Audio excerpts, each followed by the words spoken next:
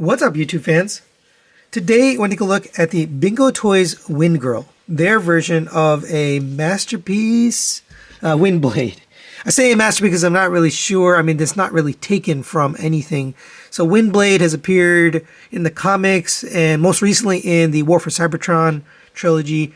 So this is kind of their own take of Windblade. It does transform into a jet, but there's not really a specific media. So they kind of have some freedom here, but really gorgeous right out of the package. You got some metallic paint for the red.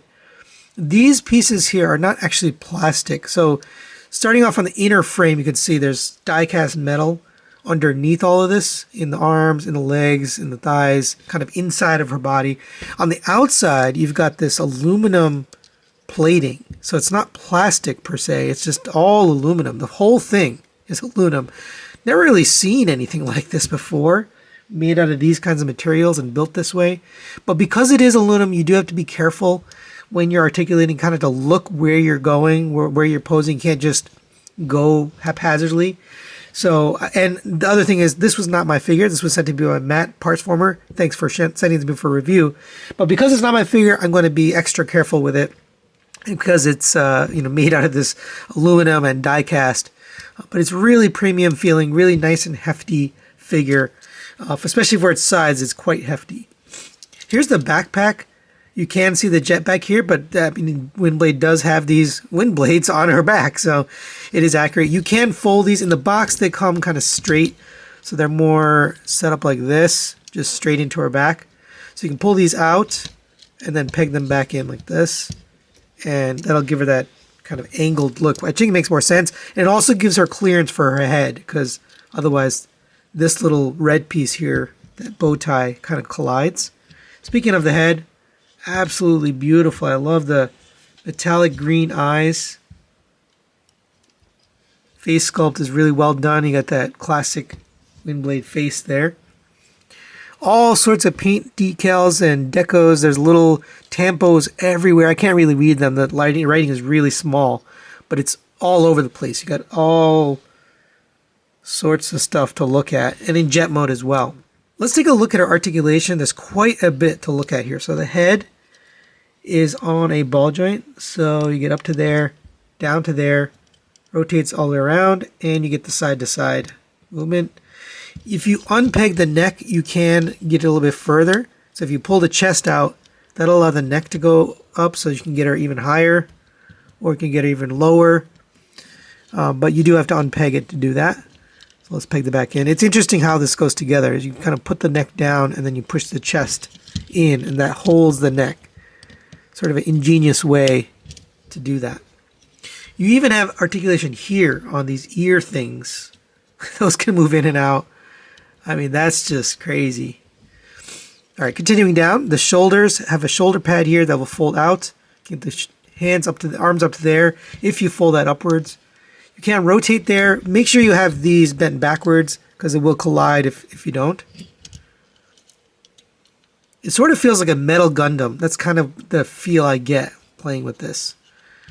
Rotate all around on that joint. You can see the die cast underneath. You have rotation at the bicep. You have rotation at the elbow as well, or at the wrist. That is part of the transformation, but it does rotate there as well. Double jointed elbow gets you the full bend. You have wrists on a ball joint, so they go in and out. They rotate all around, up and down, any direction you need because of the ball joint. At the waist here, you have a ball joint, so it goes down to there, back to there, side to side, and rotates, so you can get lots of nice movement out of that. Ab crunch. Just be careful, because again, this is all aluminum pieces here. It's not plastic, so you could end up scratching if you're not careful. Coming down here, you have a hip skirt. It's on a ball joint. I have popped this off, so you can take those off if you wanted to. The legs are on kind of a weird joint. So the legs go up to there, but see, it doesn't go straight, right? It's on an angle. And then if you try to bend it, you end up unpegging this. So I think that hinges there to allow you a little bit more articulation, because you don't need that for transformation. So it's kind of a weird setup the way it is. It just, you end up getting out of whack pretty easily with the articulation. Yeah, now I'm out of whack already. So You have to rotate it back to get it up, but yeah, it's just sort of strange. But you can get the leg up to there. If you detach it from the hip, kind of like RC, you can get it further up. And I popped off the thing off the ball joint. But she can go pretty much all the way if you need to. You just have to use that additional joint out here. You have a rotation of the thigh. It's very, very tight, so I'm just trying to be careful. Out to the side on a friction joint. And then you have this joint in here, which, again, meant for additional articulation. We'll put this back on. If you're putting this on, just put it on straight. Just put pressure here. Again, more nice detail and paint there on that. You can lift up the leg with that on there, by the way. I just lifted it off so I could show you. All right, continuing down, we have a double jointed knee. So you get the full bend out of that.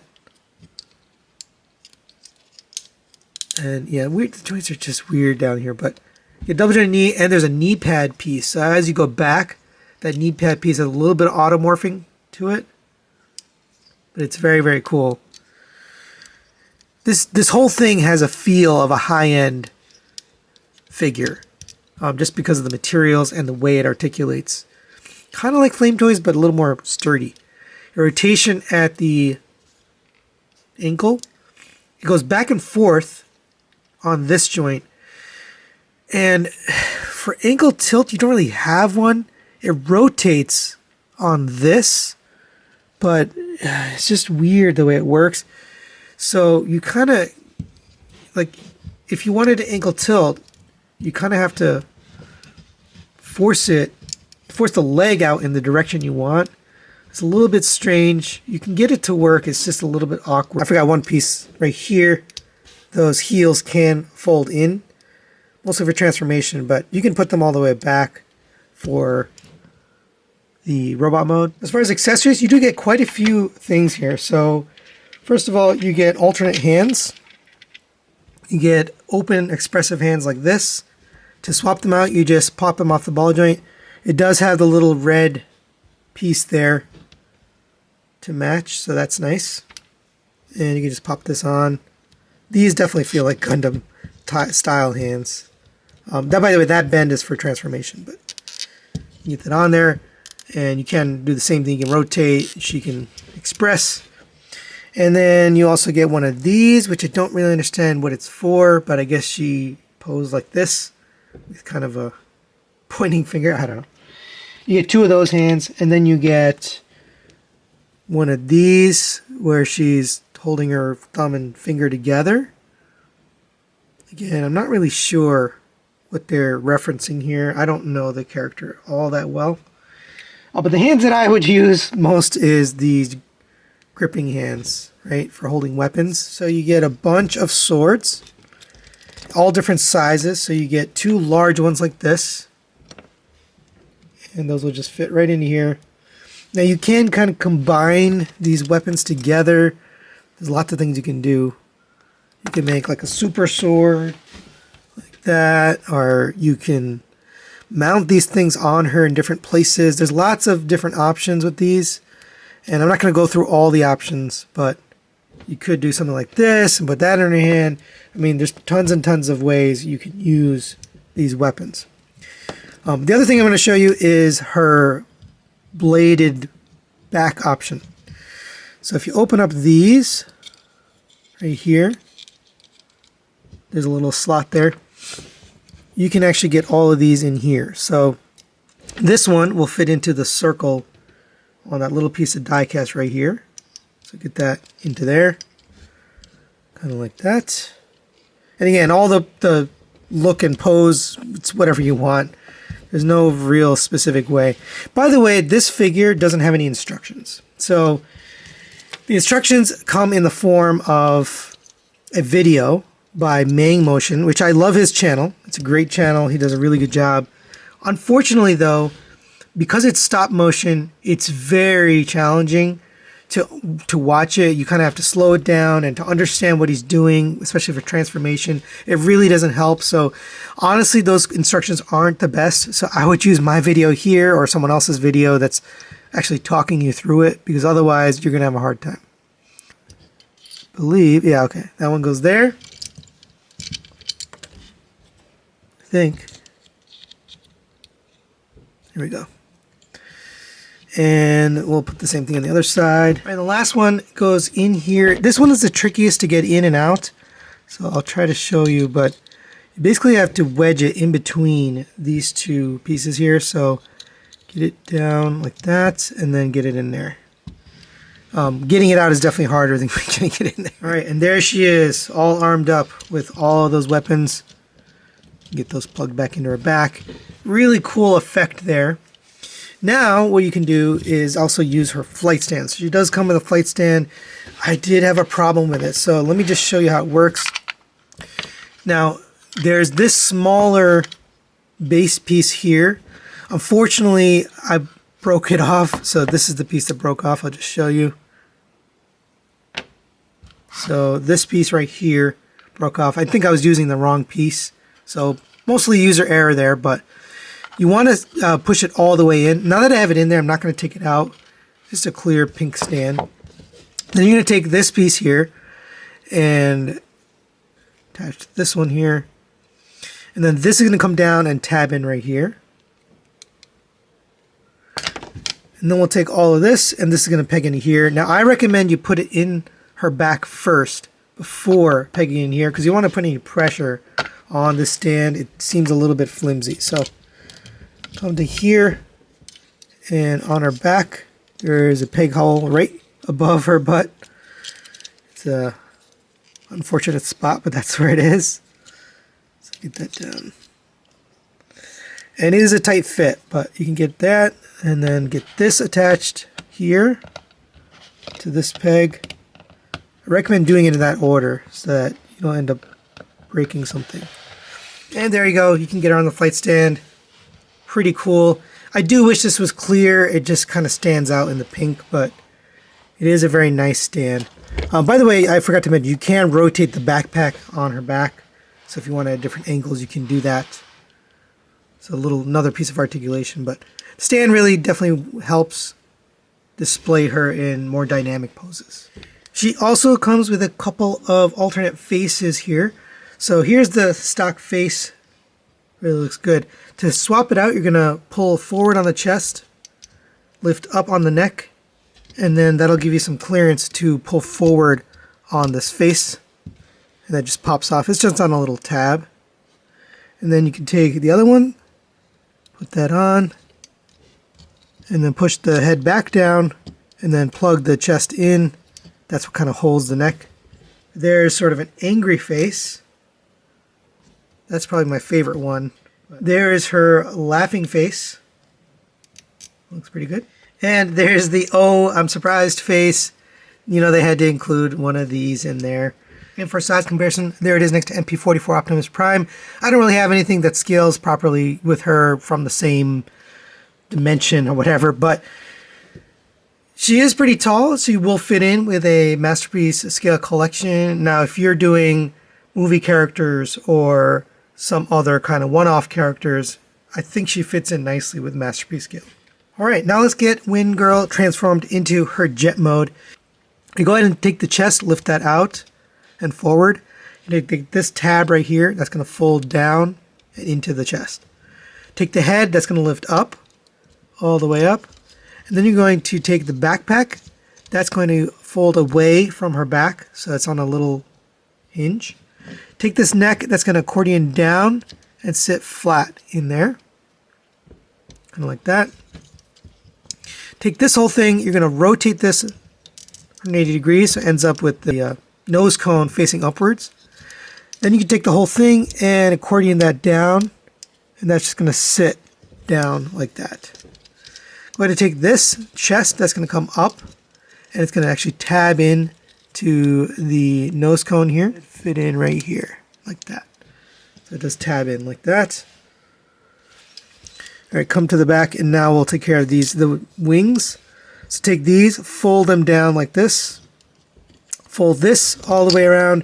You have to clear here, so make sure you clear up, then fold it over. And it's really kind of tricky to get it perfect, but you got to get it past there and then down. Right? This is going to come up, And actually, we're going to put the wings in there later, so just leave this for now, but we're going to put the sword in there as part of the wings. All right, same on the other side. Bring this down, making sure everything's straight. And this is where things get tricky because it's not exact positions for anything. You could see it's just kind of by eye. I'm trying to keep things perfectly centered and straight. There's no like tab points to orient you. All right, same with this one. Bring this around, making sure to clear up here. All the way around. You can get this oriented down. And just leave this down here for now. We're going to take care of those wings a little bit later. Come to the other side here. You're going to lift up in the arms. We're going to rotate this in. Then we're going to rotate, come down, rotate this. You got to push the arms inwards, so they should slide upwards. It's a little tricky because there's not a lot of room to work, but just that much to slide up. And then this is going to fit into here. There's a little slot, so you got to slide this little panel open, which reveals a little hole back there. And you need to line it up. It's not the best, but I think you want with the wrist facing outwards. It's just a weird. And again, there's no exact positions on this, right? You're just kind of trying to get it as close as possible. So that's what makes it kind of weird. And these shoulder pads can go down. You should end up with something like this. And again, like I mentioned, it's not exact, so that's what makes it a little trickier. Right? Now we'll take care of the legs. So come down to here, you're going to open up these panels here. And when that first opened, I was like, oh, I didn't even know that was there. So it's interesting. They're able to hide a lot of this engineering in there. And take the legs, you're going to fold up here, rotate in, and this is tricky, and then fold down the heel. This whole thing is going to come up, and you're going to end up rotating this. Oh, I'm sorry, I rotated the wrong way. Rotate the heel this way. And this all is going to fit inside of here. And it's just, I mean, you need an exact motion. This is the kind of stuff I was saying, you can't really see this in a stop motion video, right? Because it just moves all smooth and you have no idea what happened. So you kind of have to get this all lined up, get it in and up as far as you can. Then this is going to come down and close and basically close off that foot inside of there. Bring that knee down. So it should look something like that. Like I said, it's not exact science, but all right, last little bits here. We're getting to the end. Take this. This is going to go into here. And try to get it pretty far in there. Close this up around and this up around the other side. So those kind of fit around the blade. Right? Same on this side. And be careful with the blade. I mean, it actually feels pretty sturdy, but I wouldn't want you to break this plastic. All right, there you go. And then take this, close that down, and that's going to fit on top of the blade and hold it in place. Right? And you can make it look more streamlined or whatever. Come to the back here and just set this down for a second. You're going to take one medium-sized blade and one small blade. And this is going to end up being a tail fin. So you want to have this one is going to end up being in the up position. And you know that because there's a tab here. And this tab ends up fitting right here. So this one is going to go in the down position on the outside. So put that in like that. Right. And then there's a little tab right here. And that tab's going to fit in right there right above the shin. And you kind of have to get it perfect or you won't get it in there, but that's what it looks like. All right, so go ahead and do the same thing on the other side. All right, and there we have Windgirl in her jet mode. Not bad for a pretty articulated and shaped figure. You have some details here. You got intakes here. You got the actual engines here. These swords become the wings. It looks pretty cool. And you get the tail fins here. You can rearrange these however you like. I think this makes the most sense, but there is one of the advertisement points is you can kind of have this look however you like. But I think this looks fine. Got the translucent cockpit here. It does open. Kind of have to push right here. It's a little tough to get open, but there are actually seats in there. Little teeny tiny seats.